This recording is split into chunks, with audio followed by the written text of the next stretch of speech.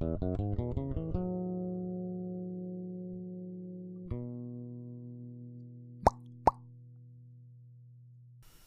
então vamos começar. O tema de hoje é sociedade de consumo e obsolescência programada. Vamos primeiro ver um trecho de uma música do cantor chamado Rael, o trechinho que eu selecionei, que tem algumas frases interessantes que tem relação direta com esse tema de hoje. Daqui a pouco eu volto. Fala com aquela mina lá que eu sempre quis dizer que eu gosto dela, vai saber o que ela diz. Dá um rolê no shopping só pra ver o tanto de coisa que existe que eu não preciso para ser feliz. Abençoa minha mãe, abençoa meu pai. A luta de vocês que me fez um samurai. De perceber que o amor é forte e sempre sobressai. De que somente quem pensa fora da caixinha vai buscar um lugar que possa ser feliz.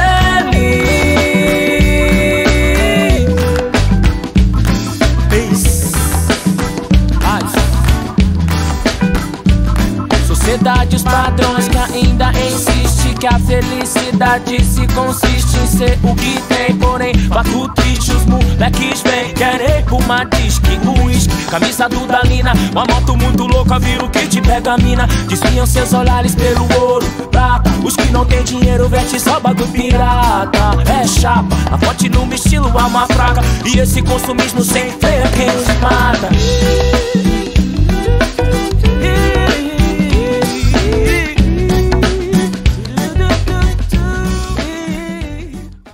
Esse trecho, então, da música Ser Feliz, do Rael, né, ele fala o seguinte. Vamos olhar a letra diretamente, né? Falar com a minha mina lá, que eu sempre quis dizer que eu gosto dela, vai saber o que ela diz. Aqui a parte que nos interessa.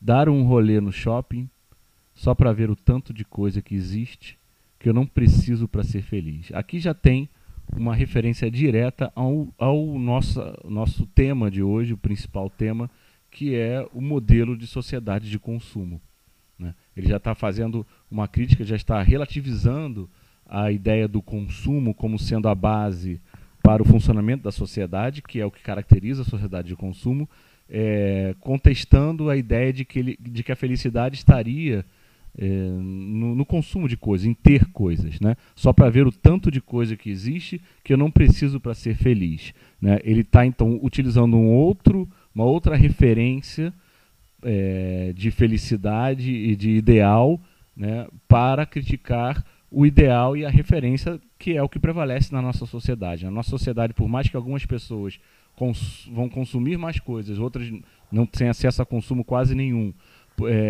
por mais que existam diferenças, e pessoas mesmo que, mesmo ao consumir, ao reproduzir essa sociedade de consumo, de alguma forma tentam minimizar esse consumo, independentemente da posição individual, a sociedade como um todo, ela funciona a partir da ideia de que devemos sempre estar consumindo, né? Isso é o que faz a engrenagem girar do nosso modelo de sociedade. E essa ideia ela está sendo contestada pela canção, pelo autor da canção, já nessas duas frases, né, nessas três frases, né, nesses três versos, né? Dar um rolê no shopping só para ver o tanto de coisa que existe que eu não preciso para ser feliz, né? Fala do shopping, que é justamente o shopping center, é um tipo de espaço que é bem representativo dessa sociedade de consumo, um tipo de espaço criado para o consumo de todos os tipos, né? Desde a hora que você entra até a hora que você sai, a ideia é que você fique o mais tempo possível lá, e você estar no shopping já já está implícito a ideia de que você vai consumir algo. O shopping é representativo disso, e ele está contestando a ideia de ir ao shopping e contestando a ideia de que a gente precisa de coisas, de consumir coisas para ser feliz, né? Então ele fala ver o tanto de coisa que existe, ou seja, uma quantidade enorme, variedade enorme de coisas que existe, né? E que ele não necessita disso individualmente para ser feliz, de acordo com a proposta da canção. O outro ponto em que ele faz uma crítica também ao consumo, aí já citando exemplos de produtos, né, e já incorporando já a ideia da marca como sendo mais um elemento de de que vai agregar valor a algo, né? Que aí, mais à frente, né, vamos lá, a benção da minha mãe, a benção minha mãe, a benção meu pai, a luta de vocês que de mim fez um samurai, de perceber que o amor é forte e sempre sobressai, de que somente quem pensa fora da caixinha vai. Ele justamente se considera alguém que está pensando fora da caixinha porque ele está contestando esse modelo da sociedade de consumo. Vai buscar um lugar que possa ser feliz. Aí vem a crítica mais direta, né? Sociedade e padrões que ainda insistem que a felicidade se consiste em ser o que tem, né? Que é algo, né? É um aprofundamento, né, da sociedade de consumo, tem sido a ideia de que você acaba sendo mais a partir daquilo que você tem, né? Porém, fato triste, os moleques vêm, querem Puma Disc. Aí ele vai começar a citar marcas que são referências que, em teoria, mostram que a pessoa é mais importante porque está consumindo isso, ou a pessoa seria mais feliz por ter acesso a esse tipo de produto, né? Então, aí o uísque, camisa do Dalina, né, marca cara, né? Uma moto muito louca, vira um kit, pega a mina, né? Aí tá fazendo a referência à ideia de que você, para conseguir até o relacionamento, você teria, né, que ter esse acesso a esse tipo de produto, né? Ou seja, os relacionamentos estariam baseados, a menor facilidade de se relacionar seria a partir do que você tem, né?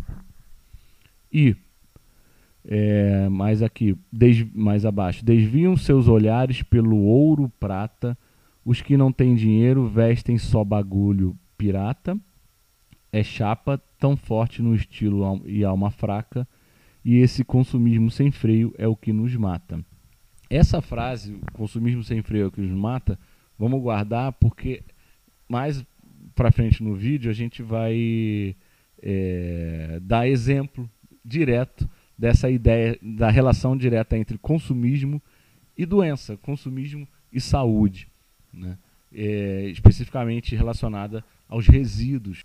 Mas de onde vem essa ideia, ou em que momento a concepção de uma sociedade de consumo ela começa a crescer, né? E ela começa a tomar forma e a se desenvolver, né? Isso tem muito a ver com a expansão de um modelo produtivo da indústria que se convencionou chamar de Fordismo, que está aqui no meio, né? Processo produtivo, tem o Taylorismo, que é a base do Fordismo, e depois vem o Toyotismo. Mas independente se é Fordismo ou Toyotismo, eu vou falar já a diferença, esses modelos produtivos eles se baseiam na concepção de que a sociedade deve consumir e que é necessário que nós incentivemos o consumo cada vez maior de produtos.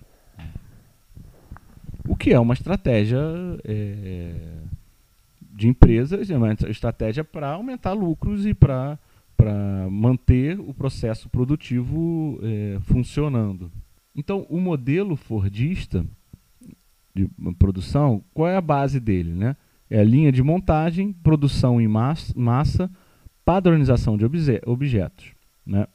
E se eu tenho uma produção em massa, uma produção padronizada, mas uma linha de montagem que produz em larga escala, né, e ela vai necessitar de um consumo também em larga escala. Então, o modelo produtivo que a gente chama de Fordismo, que tem o seu auge aí, início do século XX, né, ele está baseado, ele tem a necessidade de que haja a massificação do consumo, né? Ou seja, se produz muito em grande quantidade, né? E isso necessita de um consumo também grande, na mesma proporção, né? E o que eu produzo vai determinar, e o quanto eu produzo vai determinar o quanto eu necessito de consumo. E aí já vem também uma relação que a gente pode fazer, que é a de que a propaganda e o marketing vão cada vez se tornando mais importantes dentro desse modelo. Porque se eu produzo muito e preciso que no segundo momento as pessoas venham a consumir tudo isso que eu produzi, uma das formas de eu incentivar cada vez mais esse consumo é fazendo propaganda e fazendo estratégias de marketing, né? Então, ou seja, isso explica ao longo do século XX, ao longo do século XXI, essa a ampliação da importância da propaganda e do marketing como um dos elementos que permitem o funcionamento da sociedade, desse modelo de sociedade que é o modelo da sociedade de consumo. Inclusive, o marketing e a propaganda, eles passaram a ganhar mais destaque ainda e mais importante porque eles foram levantados a partir da crise de 1929 como sendo um dos caminhos possíveis para tentar solucionar o problema, né? Qual era o problema naquele momento? Se produziu muito mais do que a demanda de consumo. Então houve uma sobra de produtos muito grande no mercado. Esse é um dos elementos marcantes, né? Um dos elementos básicos para a gente falar da crise de 1929. A produção tendo sido muito maior do que o consumo, do que a demanda por consumo. E aí um dos caminhos se buscou pensar, se começou a falar naquele momento também, do incentivo e da intensificação da propaganda e do marketing para incentivar as pessoas a consumirem.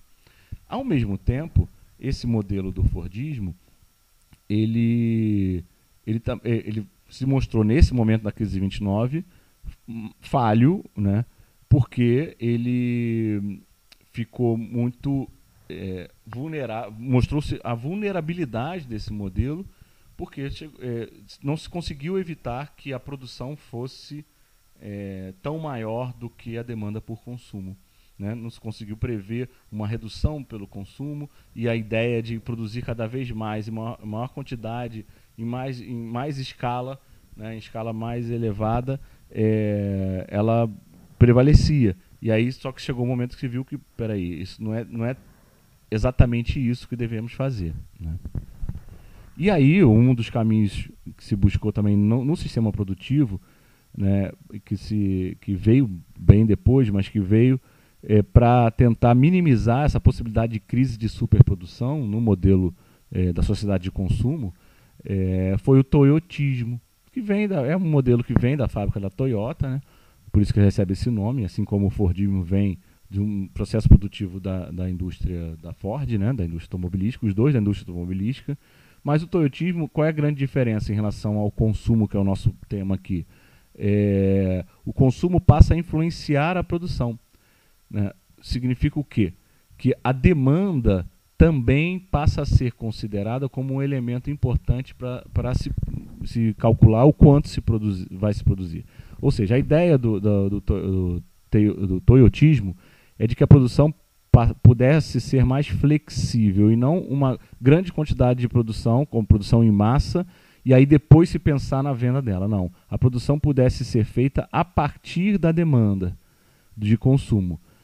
Então só se produz hoje, ou quando isso passou a prevalecer, a indústria agora só produz aquilo que tem já mercado garantido, aquilo que tem demanda, então ela só produz aquilo que ela já vendeu? Não.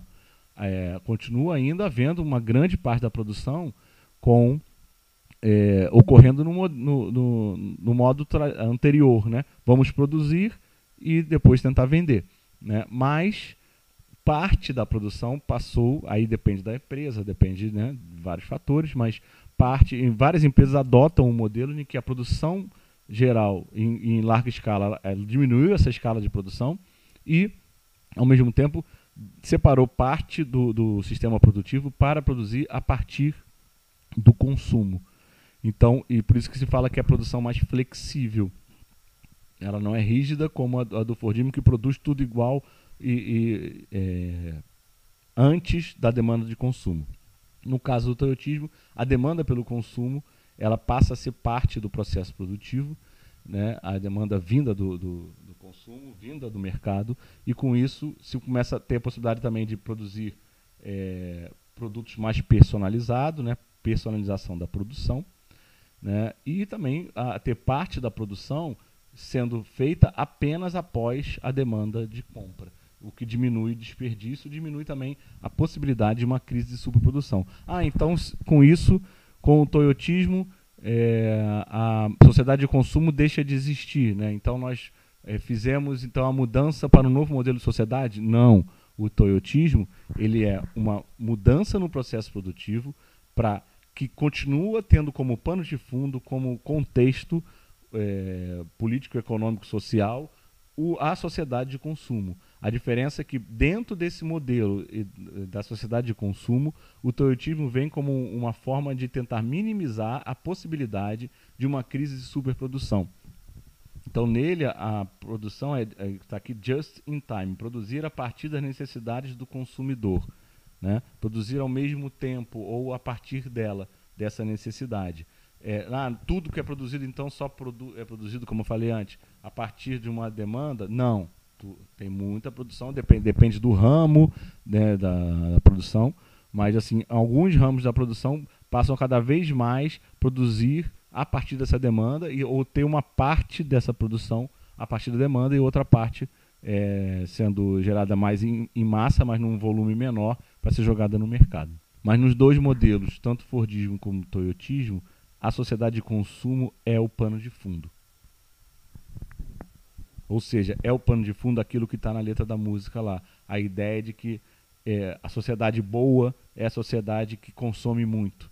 As pessoas boas, ou a sociedade, teoricamente, melhora ou fica cada vez melhor a partir do momento em que as pessoas consomem cada vez mais.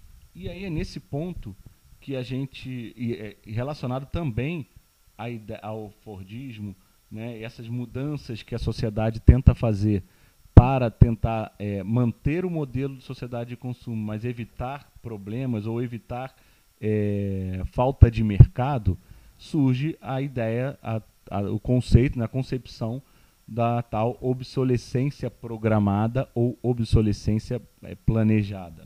Aí aqui, fuçando na internet, achei um artigo do 24º Encontro Nacional da Comped, da UFS, né? O tema era Direito, Globalização e Responsabilidade nas Relações de Consumo. E o primeiro artigo, né, que a gente tem nesse arquivo aqui é Obsolescência Programada, Consumismo e Sociedade de Consumo, uma crítica ao pensamento econômico. O que interessa para a gente aqui? Só colocando aqui uma definição de obsolescência programada. Então, obsolescência é a ação ou coisa que se encontra fora de uso, ultrapassado, antiquado. Programação é a ação humana de planejamento e execução do que for planejado. Então, a ideia de obsolescência programada seria a ação humana de planejar e determinar o que se tornará obsoleto. Ou seja, a ideia de que aquilo que vai se tornar ultrapassado, obsoleto, isso é planejado, né? Sem que a coisa tenha, em essência, deixado de ser ou existir. Ou seja, aquela coisa continua existindo, mas ela é considerada obsoleta por algum motivo, ou ela é planejada na sua tecnologia para que ela passe a funcionar pior depois de um certo tempo, né? Então, é uma estratégia. É uma estratégia que busca, dentro da sociedade de consumo, manter o consumo em alta. Por quê?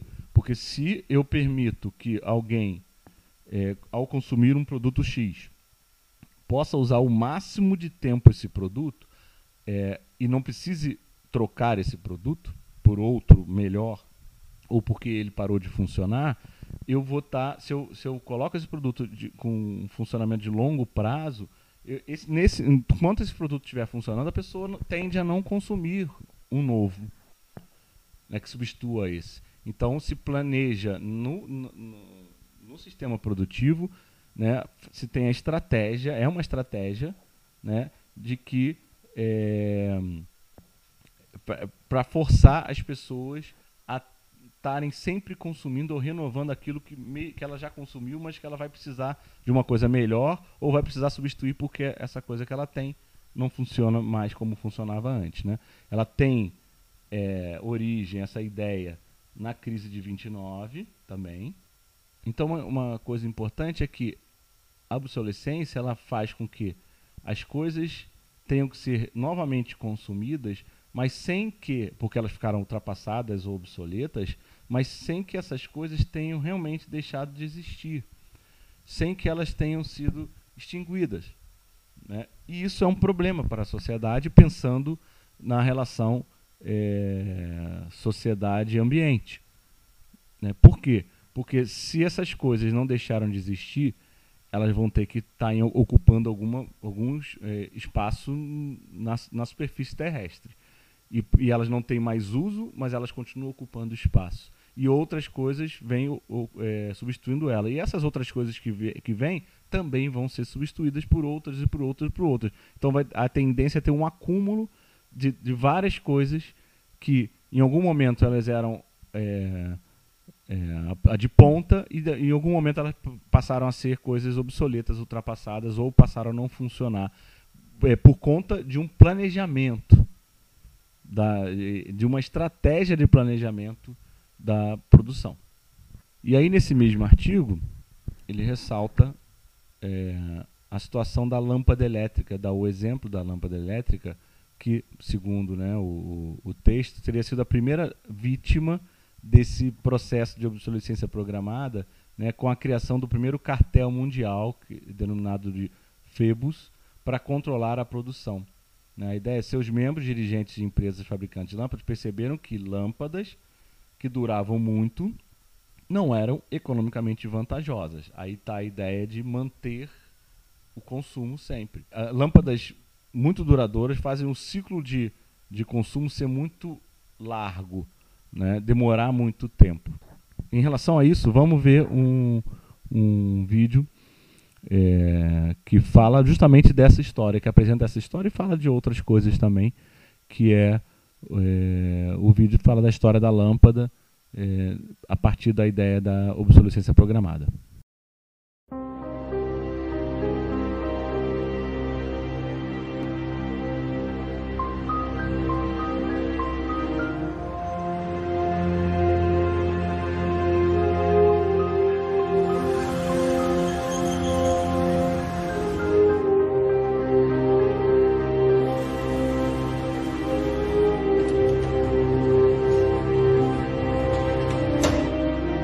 Esse é Marcos de Barcelona, mas ele poderia ser qualquer um, em qualquer lugar. O que está prestes a acontecer com ele acontece diariamente em escritórios e casas ao redor do mundo inteiro.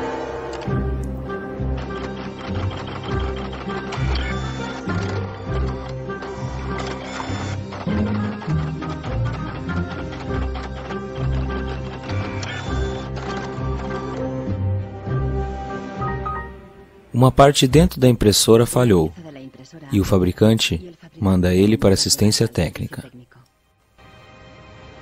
El meu tècnic fa un diagnòstic previ, pero aquest diagnòstic ja són 15 euros més IVA. Seguramente será difícil encontrar las piezas para poder repararla. Realment, reparar-la no li surt molt a compte. Que reparar-la parlem d'uns 110, 120 euros. Tienes impresoras desde 39 euros. Jo t'aconsellaria que miressis impressores noves. Així que, sens dubte, jo em compraria una nova, Não é coincidência que os 3 técnicos mandaram Marcos comprar uma impressora nova. Se aceitar, Marcos vai se tornar outra vítima da obsolescência programada. O mecanismo secreto no coração da nossa sociedade consumista. Nosso propósito na vida parece centrado em consumir coisas com crédito, pegar empréstimos para pagar coisas que não precisamos. Nous vivons dans une société dominée par une économie de croissance, dont la logique est non pas croître pour satisfaire les besoins, mais croître pour croître. Se o consumidor não compra, sabe, a economia não cresce. Planned obsolescence. The desire on the part of a consumer to own something a little newer, a little sooner than is necessary. Esse filme vai revelar como a obsolescência programada define nossas vidas desde 1920, quando fabricantes decidiram encurtar a vida dos produtos para aumentar a demanda e o consumo. Also hat man sich gedacht, dann beschränken wir einfach die Lebensdauer auf 1000 Stunden. Descobriremos como designers e engenheiros forçosamente inventaram novos valores e objetivos. Voltaram às pranchetas e criaram algo que fosse mais frágil.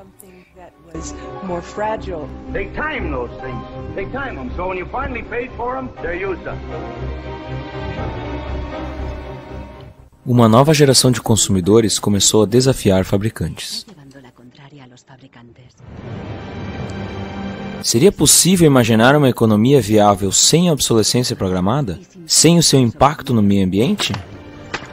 As gerações futuras não vão nos perdoar. Eles vão fazer cara feia para esse estilo de vida de jogar fora das pessoas dos países desenvolvidos. A conspiração da lâmpada elétrica. A história não contada da obsolescência programada. Bem-vindos a Livermore, Califórnia, casa da mais antiga lâmpada em funcionamento do mundo. Meu nome é Lynn Owens e sou diretor do Comitê da Lâmpada. Foi em 1972 quando descobrimos que a lâmpada pendurada na estação de bombeiros era uma lâmpada diferente.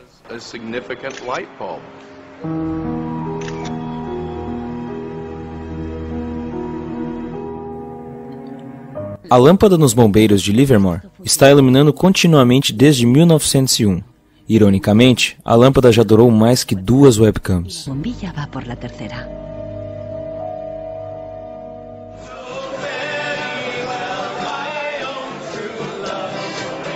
Em 2001, quando a lâmpada fez 100 anos, os moradores de Livermore fizeram uma grande festa no estilo americano. Se houvesse umas 200 pessoas, ficaríamos felizes. E acabamos com 800 a 900 pessoas comparecendo.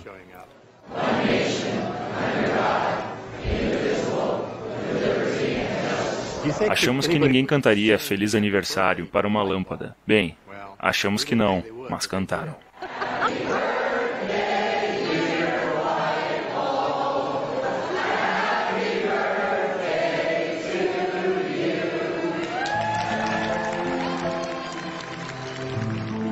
Esta lâmpada era produzida em uma cidade chamada Shelby, em Ohio, em 1895, e montado por moças, cuja foto temos aqui, e por estes cavalheiros, que investiram na empresa.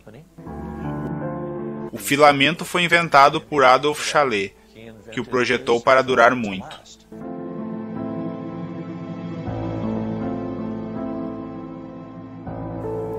Como este filamento dura tanto, eu não sei. É um segredo dele, que morreu com ele. A fórmula de Chalet para um filamento de longa duração não é o único mistério na história da lâmpada elétrica. Um segredo muito maior é como uma pequena lâmpada foi a primeira vítima da obsolescência programada.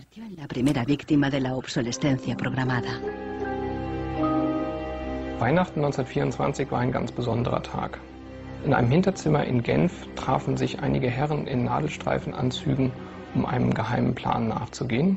Sie gründeten das erste weltweite Kartell, das sich zum Ziel setzte, die Glühbirnenproduktion der gesamten Länder zu kontrollieren und den Kuchen namens Weltmarkt unter sich aufzuteilen.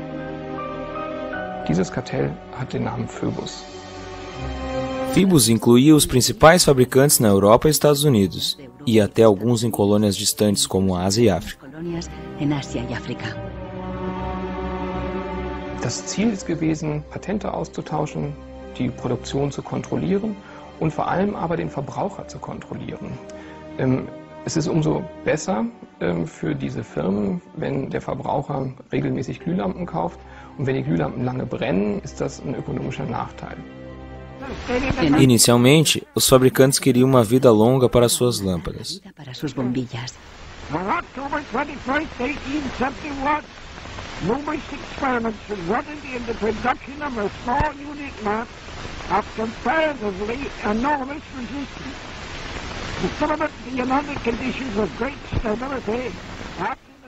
A primeira lâmpada comercial de Thomas Edison, à venda em 1881, durou 1.500 horas. Em 1924, quando o cartel Phoebus foi criado, os fabricantes anunciavam orgulhosamente 2.500 horas de vida útil e destacavam a longevidade de suas lâmpadas. Also hat man sich bei Phoebus gedacht, dann beschränken wir einfach die Lebensdauer dieser einzelnen Glühbirnen auf 1000 Stunden. 1925 wird ein entsprechendes Komitee gegründet, das 1000-Hour Life Committee, was sich zum Ziel setzt, auf technischer Basis die Lebensdauer der Glühlampen auf diese Brenndauer zu beschränken.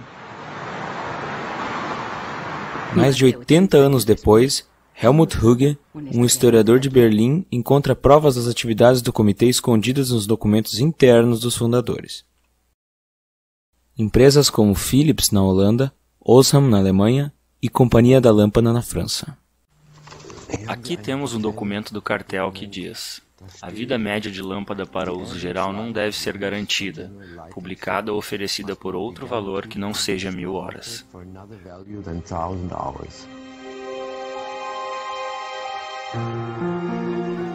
Sob pressão do cartel, membros das fabricantes conduziram um experimento para criar uma lâmpada mais frágil, que viria de acordo com a regra das 1000 horas.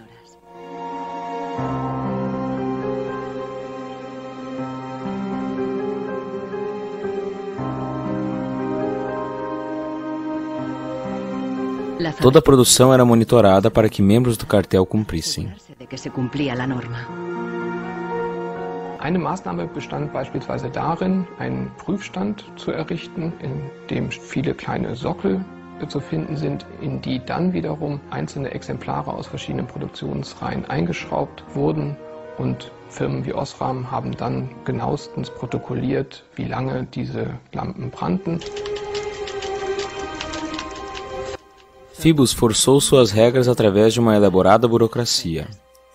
Membros eram multados pesadamente se suas metas de vida útil mensal ficassem acima do esperado.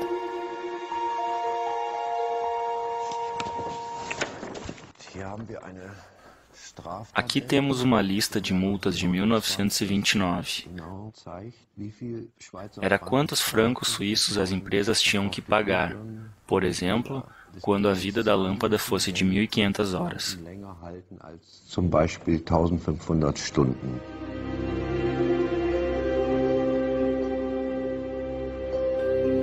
À medida em que a obsolescência programada surtia efeito, a vida útil começou a cair.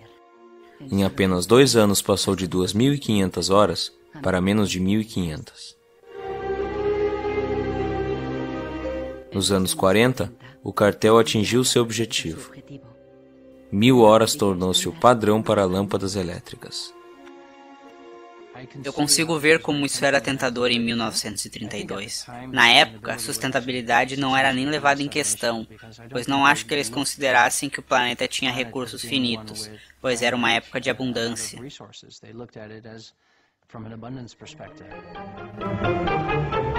Ironicamente, a lâmpada sempre foi um símbolo de ideias e inovação, e acabou sendo o melhor e mais antigo exemplo de obsolescência programada.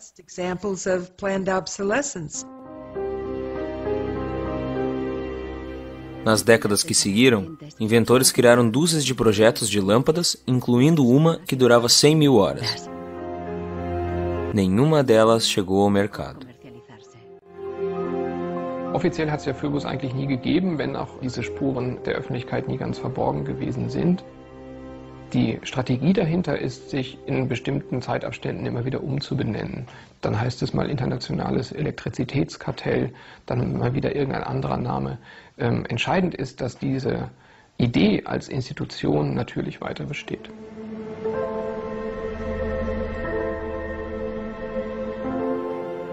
Em Barcelona, Marcos não seguiu os conselhos de trocar sua impressora. Ele está determinado a consertá-la e encontrou alguém na internet que descobriu o que realmente ocorria com sua impressora. It's the dirty little secret of inkjet printers.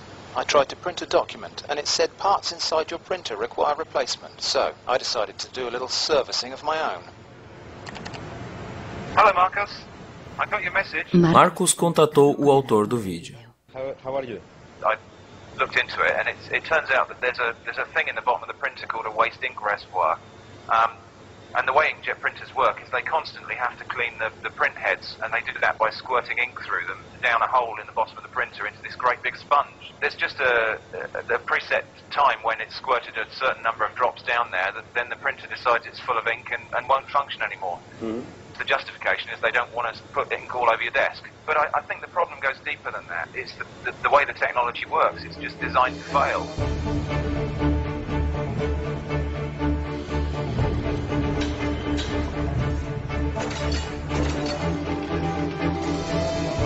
A obsolescência programada surgiu ao mesmo tempo que a produção em massa e a sociedade de consumo. O dilema dos produtos serem feitos para durarem menos é parte do padrão que começou com a Revolução Industrial, quando as novas máquinas produziram bens muito mais baratos, o que foi ótimo para os consumidores, mas não havia mercado para tantas máquinas e tanta produção. But consumers couldn't keep up with the machines. There was so much production. No início de 1928, uma revista influente alertava que um produto que não estraga é uma tragédia para os negócios. De fato, a produção em massa tornou vários bens largamente disponíveis. Os preços caíram e muitas pessoas começaram a comprar por prazer e não por necessidade. A economia atingia seu auge.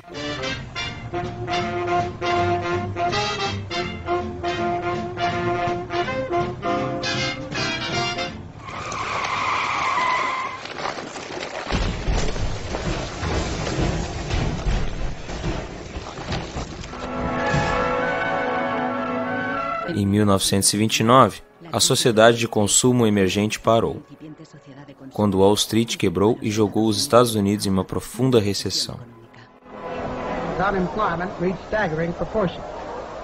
In 1933, 1/4 of our labor force was unemployed. As pessoas não mais procuravam por bens, mas por trabalho e comida. De Nova York veio uma proposta radical para renovar a economia. Bernard London, um famoso corretor de imóveis, sugeriu terminar com a depressão fazendo a obsolescência programada compulsória por lei. Era a primeira vez que o conceito era colocado por escrito. Pela proposta de Bernard London, todos os produtos teriam uma vida útil pré-definida, ao final da qual seriam considerados legalmente mortos. Os consumidores os entregariam a uma agência governamental, onde seriam destruídos. Ele tentava chegar a um equilíbrio entre trabalho e o capital, onde sempre haveria um mercado para novos produtos, sempre haveria demanda para o trabalho e lucro para o capital. Bernard London acreditava que com a obsolescência compulsória, a indústria se manteria produzindo, as pessoas se manteriam consumindo e todos teriam empregos. Brooke Stevens viajava pelos Estados Unidos promovendo a obsolescência programada e, discurso após discurso, sua teoria virou a moda do momento.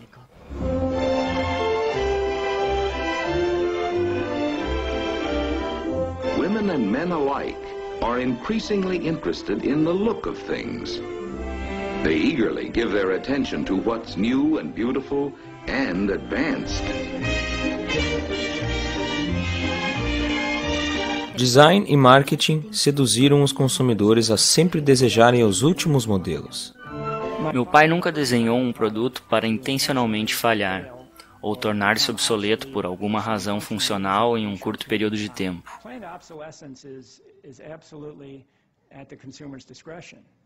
Ninguém forçava o consumidor a entrar numa loja e comprar um produto. Eles faziam isso por escolha própria.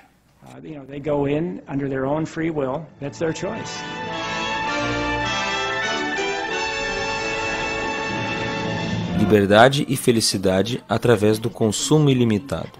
O modo de vida americano dos anos 50 tornou-se a base da sociedade de consumo que conhecemos hoje.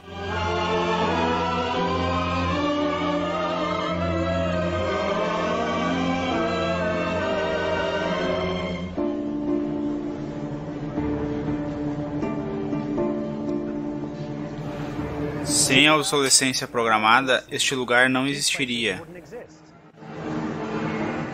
Não haveriam produtos, nem indústrias, nem designers ou arquitetos, nem vendedores, nem faxineiros, nem guardas de segurança. Não haveria nenhum emprego. De quanto em quanto tempo vocês trocam de celulares? Uma vez por ano? Atualmente, a obsolescência programada é parte intrínseca do currículo das escolas de engenharia e design. Boris Knuth ensina o conceito de ciclo de vida dos produtos, um eufemismo moderno para a obsolescência programada. Eu fui às compras para vocês, peguei algumas coisas, uma frigideira, um saleiro, uma camisa, outra camisa. Os estudantes aprendem a projetar para um mundo dominado por um único objetivo: compras frequentes e repetitivas. Vou passar isso e vocês vão me dizer o que acham. Quanto tempo levarão para estragar? Qual será a sua vida útil? Os designers devem entender a empresa para a qual trabalham. A empresa decide, por um modelo de negócios, o quão frequente querem que troquemos os produtos oferecidos. Portanto, esta aula é voltada para os designers, e eles têm que entender e projetar os produtos desta forma, para cumprir exatamente a estratégia do cliente para o qual eles trabalham. A obsolescência programada foi a base do crescimento econômico que o mundo ocidental viveu desde os anos 50. Desde então, crescimento tem sido o objetivo sagrado de nossa economia. Serge Latouche é um crítico da sociedade de consumo e escreveu bastante sobre os seus mecanismos.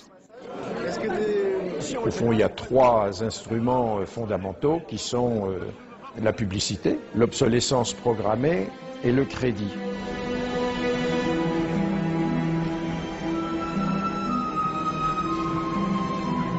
Durante a última geração, nossa vida resume-se a consumir e contrair dívidas para comprar coisas que não precisamos, o que não tem sentido. Críticos da sociedade de consumo apontam que ela é insustentável a longo prazo, por se basear em uma contradição. Celui qui croit qu'une croissance infinie est compatible avec une planète finie est soit un fou, soit un économiste. Le drame, c'est qu'au fond, nous sommes tous des économistes maintenant. Porque um produto é criado a cada 3 minutos em algum lugar do mundo, isto é necessário? Acho que muitas pessoas veem que as coisas precisam mudar, quando os políticos dizem que comprar ou consumir é a melhor forma de movimentar a economia. On peut dire qu'avec la société de croissance, on est embarqué dans un bolide qui désormais manifestement n'a plus de pilote, qui va à toute allure et dont on peut prévoir le destin qui est soit de se fracasser contre un mur, soit de sombrer dans un précipice. Lendo os manuais de serviço de várias impressoras, Marcos descobriu que a vida útil de muitas delas é definida pelos engenheiros desde o início.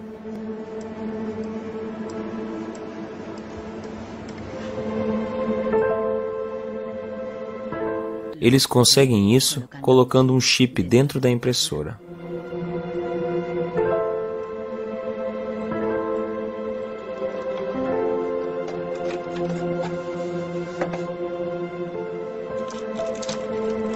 Jo he trobat el xip, que és una EEPROM, que és un xip on es guarda una compta d'impressions. I quan s'arriba a una determinada compta és quan es bloqueja la impressora i deixa d'imprimir. Mal sabem os consumidores que, do outro lado da cortina de ferro, nos países do bloco oriental, havia toda uma economia sem obsolescência programada.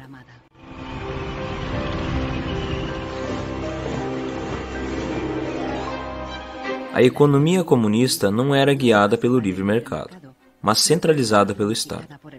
Era ineficiente e atormentada pela falta crônica de recursos. Num sistema assim, a obsolescência programada não fazia sentido.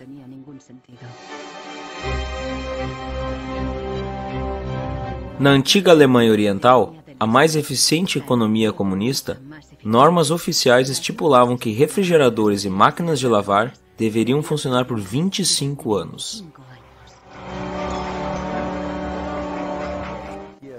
Esta geladeira eu comprei em 1985, na Alemanha Oriental. Tem 25 anos. A lâmpada tem a mesma idade, nunca foi trocada. Também tem 25 anos.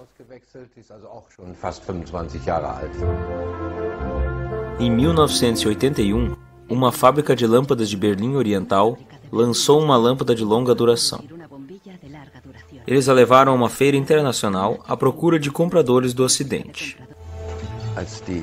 Quando a Alemanha Oriental, em 1981, apresentou esta lâmpada em uma feira em Hanover, nossos colegas do Oeste disseram: "Vocês vão nos deixar desempregados." E nós, engenheiros de Narva, respondemos: "Pelo contrário. Economizando recursos e não desperdiçando tungstênio, nós vamos manter os empregos de todos." Os compradores do Ocidente rejeitaram a lâmpada.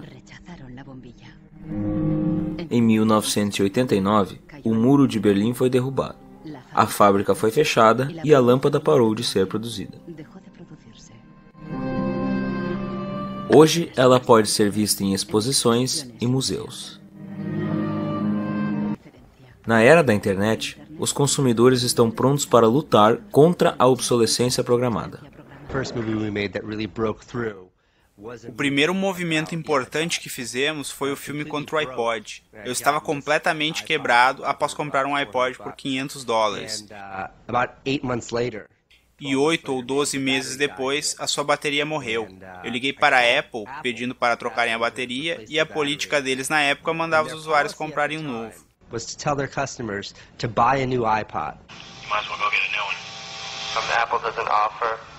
Apple doesn't offer a new battery for the iPod? Não era a bateria ter morrido que me irritava, porque no meu celular Nokia a bateria morre e eu compro uma nova. E mesmo em meu laptop Apple, quando a bateria morre, pode-se trocá-la. Mas no iPod, que era caro, quando a bateria morria, você tinha que trocá-lo inteiro. Então, meu irmão teve a ideia de fazer um filme sobre isso. Usamos um gabarito tipo stencil e spray e marcamos todos os anúncios de iPod que achamos na cidade. A bateria do iPod não pode ser trocada e dura só 18 meses. Nós colocamos o vídeo em nosso site ipodsdirtysecret.com. No primeiro mês, 6 semanas, estava em 5, 6 milhões de visualizações e o site foi a loucura. Uma advogada de São Francisco, Elizabeth Pritzker, soube do vídeo e, junto com seus associados, decidiu processar a Apple pela vida útil da bateria do iPod. Meu papel neste caso era representar milhares, ou talvez dezenas de milhares de pessoas. O caso ficou conhecido como Westley contra a Apple. Westley versus Apple.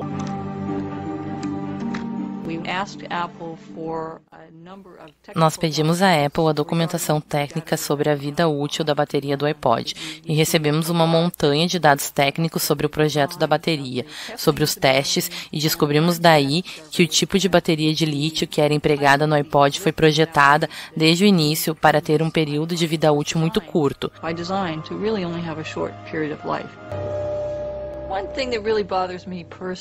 Uma coisa que me irrita pessoalmente é que a Apple se autopromove como uma empresa jovem, moderna e de vanguarda, e para uma empresa assim, não ter uma boa política ambiental que permita aos usuários retornar os produtos para adequada reciclagem é contraprodutivo, vai contra a imagem divulgada. It's really counterintuitive and counter to their message.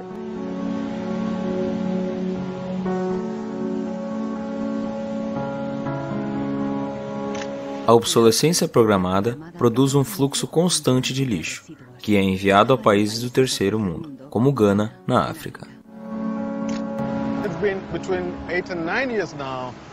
Já faz 8 ou 9 anos desde que eu notei lotes e lotes de containers chegando neste país com lixo eletrônico. Eram computadores e televisores obsoletos, que ninguém mais queria nos países desenvolvidos.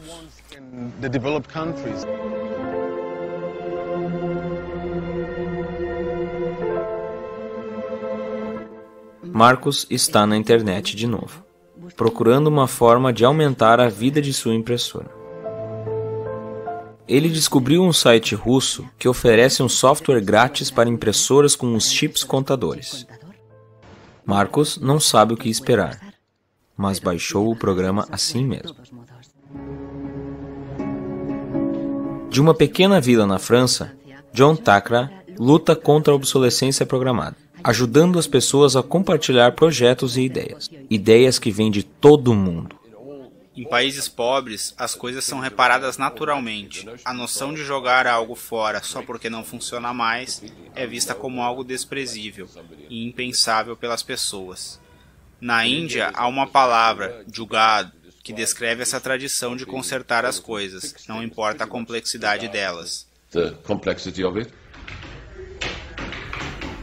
Eu tento encontrar pessoas que estejam fazendo algo real no mundo, ao invés de apenas falarem ou fazerem declarações abstratas sobre quão ruins as coisas estão e que devem mudar.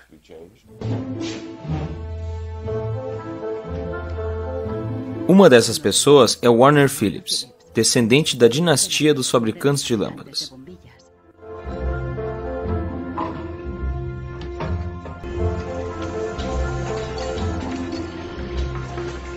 Quase 100 anos após a criação do cartel das lâmpadas, Warner Phillips segue a tradição familiar com outra filosofia. Ele produz uma lâmpada LED que dura 25 anos. It's not like there's a green world and there is a business world. Proteção ambiental e negócios não são dois mundos diferentes. Sustentabilidade é a melhor forma para construir um negócio. E a única forma para fazer isso, eu acredito, é considerar no custo real do produto os recursos que foram usados, a energia consumida e os custos indiretos de transporte. Si on faisait vraiment payer aux transporteurs le coût réel du transport, sans parler du fait que le pétrole est une ressource non renouvelable et pour lequel on n'a pas vraiment de substitut, je dirais que le prix du transport devrait être multiplié par 20 ou 30.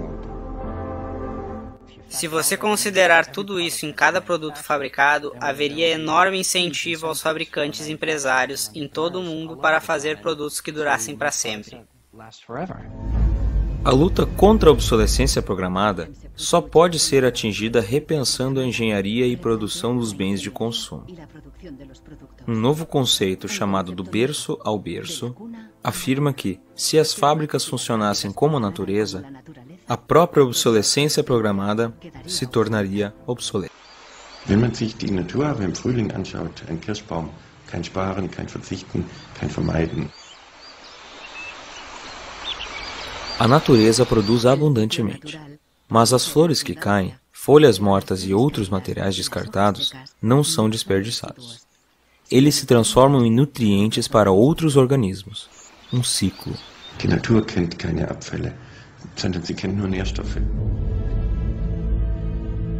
Braungart acredita que a indústria pode imitar esse ciclo da natureza. Ele provou que isto é possível ao reprojetar o processo de produção de uma empresa têxtil suíça. Braungart descobriu que centenas de produtos altamente tóxicos eram rotineiramente usados na fábrica. Para a produção de novos tecidos, Braungart e sua equipe as reduziu a 36 substâncias biodegradáveis. Para os mais radicais críticos da obsolescência programada, reformar a produção não é suficiente. Eles querem que repensemos todo o sistema econômico e nossos valores. C'est une vraie révolution. C'est d'abord une révolution culturelle, parce que c'est un changement de paradigme, c'est un changement de mentalité. Essa revolução é chamada de crescimento. Serge Latouche viaja de conferências a conferências, explicando como chegar a isto na sociedade como um todo. La décroissance, c'est un slogan provocateur qui a pour fonction de rompre avec le discours un peu euphorisant de la croissance possible, infinie, soutenable, et donc pour marquer la nécessité de changer de logique. L'essentiel du programme, en quelque sorte, de la décroissance, tient en un mot réduire. réduire notre empreinte écologique, réduire nos gaspillages, notre surproduction, notre surconsommation.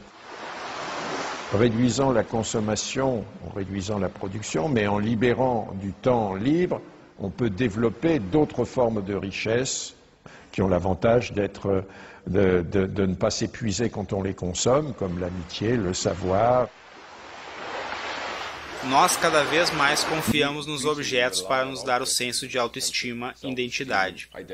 Isso, em parte, é consequência do rompimento com coisas que antes nos identificavam, como o entrosamento na comunidade ou a relação com a terra, ou mesmo relações sociais que foram substituídas pelo consumismo.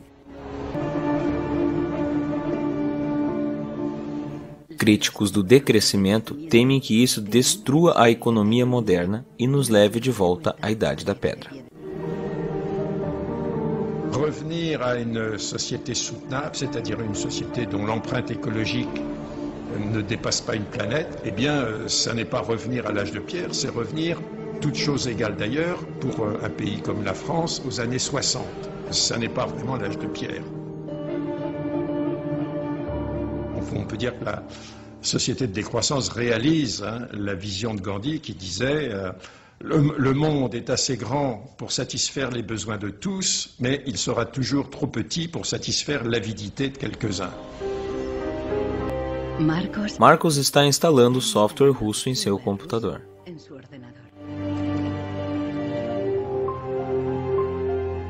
O software faz com que o contador da impressora volte a zero.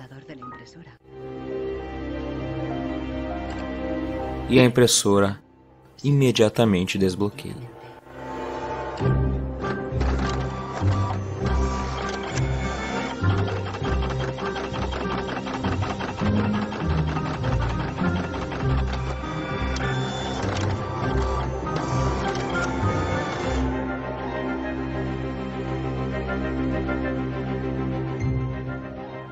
E voltando aqui para a letra da música, essa situação que a gente viu no vídeo aí da obsolescência, resgatando aquela frase que eu tinha ressaltado no início, né?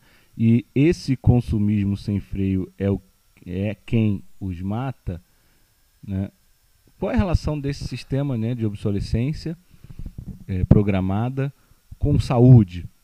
Vamos ver agora um outro videozinho, agora bem mais curto, né, da Folha de São Paulo, falando justamente desse processo aqui, ó, dessa situação aqui, que é, ó, o país da África que se tornou um cemitério de eletrônicos. Então, vai falar um vasto lixão no oeste da capital de Gana. Pequenas fogueiras queimam pilhas de velhos computadores, telas e TVs e laptops, lançando uma negra e espessa fumaça. Ao redor delas, catadores recolhem placas-mãe, metais valiosos e fios de cobre queimados pelo caminho, queimando pelo caminho as capas de plástico e assim enchendo o ar de substâncias tóxicas. E o solo também, né? E lembrando que esse lixão ele é formado não porque as pessoas consomem muito em Gana e jogam lixo lá, não. É lixo eletrônico comprado pelo país de outros países, principalmente dos países onde o consumo de eletrônicos é muito maior, né? Europa, Estados Unidos e alguns países asiáticos, né? Ou seja, esses países onde o consumismo e a sociedade de consumo funciona de uma forma muito mais voraz, né? Eles exportam e vendem produtos eletrônicos para serem, na verdade, transformados serem retirados em relação aos recursos que existem lá, né? Os elementos que tem lá, o cobre, o alumínio, etc., para serem reciclados, serem revendidos. Vamos ver, então, esse vídeo curtinho.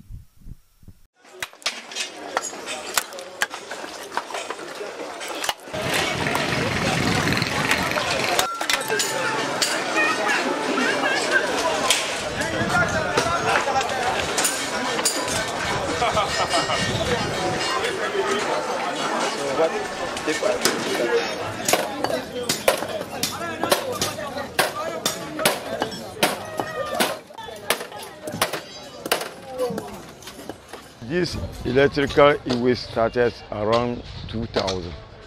We just buy it from those who export.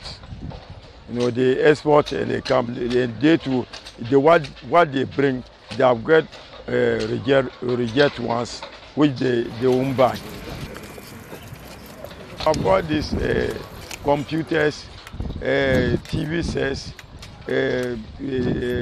these refrigerators, these DVD decks, and all, even cameras, everything they dismantle here.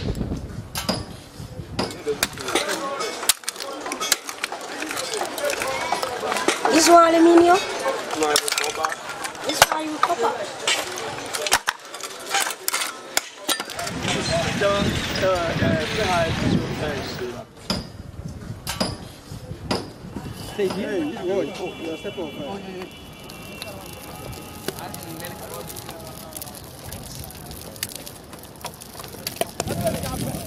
Então na forma aí ela.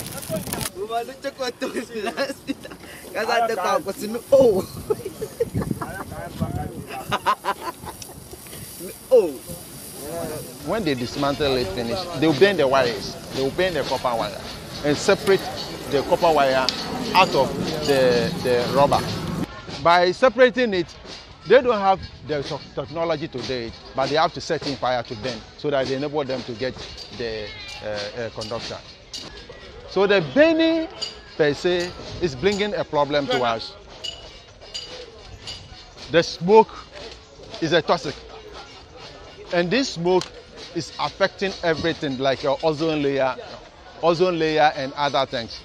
For the smoke, sometimes if I wake up, my chest, the cough, the warming for my chest, I like to change work.